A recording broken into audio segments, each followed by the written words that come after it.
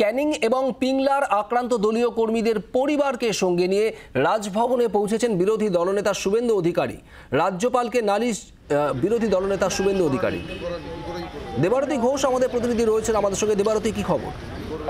মূলত শুভেন্দু অধিকারীর নেতৃত্বে 3 সদস্যের প্রতিনিধি দল বিজেপির পক্ষ থেকে এসেছেন। শুভেন্দু অধিকারী, শিশির বাজোরিয়া এবং জগন্নাথ চট্টোপাধ্যায়।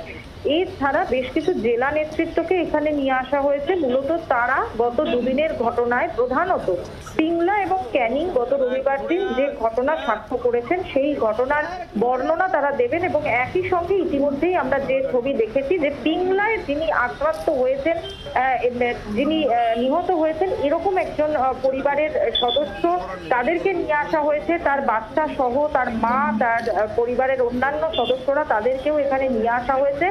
তারা রাজ্যপালকে সরাসরি অভিযোগ জানাবেন এমনটাই জানা যাচ্ছে। এবং শুভেন্দু অধিকারীর নেতৃত্বে আজকে বিজেপি প্রতিনিধি দল তারা মূলত রাজ্যপালের কাছে ভোট শুরুর আগেই রাজ্য জুড়ে হিংসার একটা অভিযোগ তারা রাজ্যপালের কাছে জানাবেন এবং সরাসরি যারা ভিকটিম, সেই ভিকটিমদের সরাসরি তাদেরকে এখানে রাজভবনে উপস্থিত করা হয়েছে, তাদের মুখ থেকেই অভিযোগ রাজ্যপালের কাছে শোনানো হবে।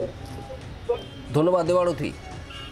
ক্যানিং এবং পিংলার আক্রান্ত দলীয় কর্মীদের পরিবারকে সঙ্গে নিয়ে আজ রাজভবনে বিরোধী দলনেতা শুভেন্দু অধিকারী।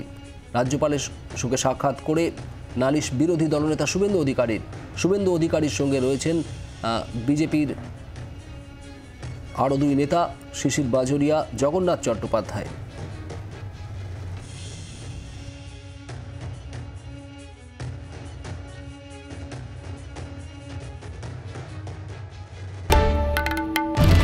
বাংলার আওয়াজ, বাঙালির আবেগ, জি 24 ঘন্টা।